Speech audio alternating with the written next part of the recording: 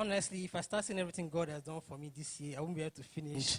Coming back to Omar here, somebody that I've not seen for like years in secondary school just said, came to visit our family. So, praise the Lord. Praise the Lord. Honestly, if I start seeing everything God has done for me this year, I won't be able to finish. But I just want to thank the Lord for leading me through my service year. As of last year, December, I was posted to Nasarawa to serve. And getting there right on time, they told us that, the only thing they're doing there is teaching. So they're advising us to relocate if we want something better. So right there, I noticed that 90% of the people there are people that wanted to go to Abuja just like myself. And like 70%, they actually lived in Abuja. So I was discouraged because I felt like they had more advantage than me. So I actually applied to relocate to Calabar because it was closer and, cheaper. So when the posting came out, I saw that I was actually relocated to Abuja. And at first I was confused because that's not what I applied for, but I told myself, okay, it's God's plan, it's God's plan. I went to the secretariat, I was posted to FIRS, and so everything was just, to me, it was just like God's plan because accommodation, everything was settled. So this January, when going to Abuja, as I landed in Abuja now, I was contacting the person, and for some reason, the person's number was not going again. I tried, I said, okay, it was late at night, I was in the park. I said, okay, let me just lodge in a hotel, at least by the next day, maybe it's just network. From one night, it turned to days, from days, it turned to a week. I was just in the hotel, I couldn't reach anybody. So I didn't want to focus on that. I said, okay, let me go and settle the NYC, this and where I was posted. As I was going there, I saw some people coming out, all of them were looking depressed. I said my own would be different from them. So as I went there, because normally the Aspire, they were accepting the prior batch. So as I went there, they told me there was a new manager, and he said he doesn't want any copper again. So at first, I was not that discouraged because it was still the start of the year. I was still trying to be confident. I was telling myself God's plan is still in effect. So I went to be posted. I told him I actually wanted to be posted to NTA. And what did God do? So I was actually posted to somewhere else, an ITC firm.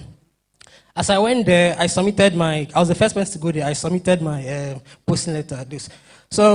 But apparently I've noticed that those that submitted after me, they were being accepted, but have not been called back. So as I went back, I found out that the secretary made a mistake. Because I was the first person, she kept my own posting letter different from other people. So apparently from being the first, I became the last. And because of that, I wasn't accepted. So at that point, I was beginning to get depressed because I went to my account, all I had was like 5,000. I didn't even have money to check renew hotel again. So that day, I remember vividly, I was asking God, like, why is all these series of unfortunate events happening in quick succession? But I told myself that, no, God, I remember vividly, I said, God, you're the one who brought me here. So just take control, anything you want to do. And starting from that day, like, I don't know what happened. I just went to my account to go and withdraw the last money I had. Let me just have my last supper. Whatever will happen the next day will happen. As I went there, I noticed that the account has increased. Like, it has, like, 10 times. So at first, I was like, what's happening?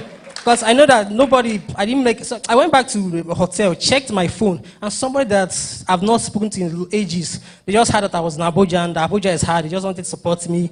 And just like that, the next day, the person I've been trying to reach was not calling me in the morning, just came to apologize, and the person was not staying in Abuja, but he had somebody who was staying in this Gwarimpa area, but I will have to pay.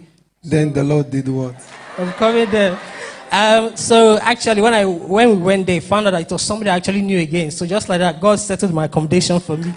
Then for the where I was serving now, just like that, just like Papa was saying, somebody that doesn't know me called me. I don't know the person, doesn't know the person. Just as he said that my dad helped him ages ago. So that he heard I was having problem with PPA, that he just wants to take my problem into his hands.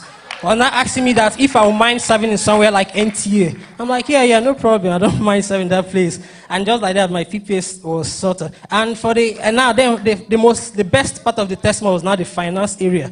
I don't know, like God was just blessing me constantly. Like my finance was just increasing. Like each month, it never went lower than what it was the previous. I was just blessing. And it got to a point where some people that were serving in places where they were paid like 3 times what I was having, they'll come and meet me and be like, what is it that you're doing extra? Just carry us along, let us know. And I'll tell them that if you want to carry, just watch the NSPPD, and God will just bless you along. So I just want to thank God for everything He did for me this year, because this year was just awesome for me. And also thank you for adding one more year to my life this past year.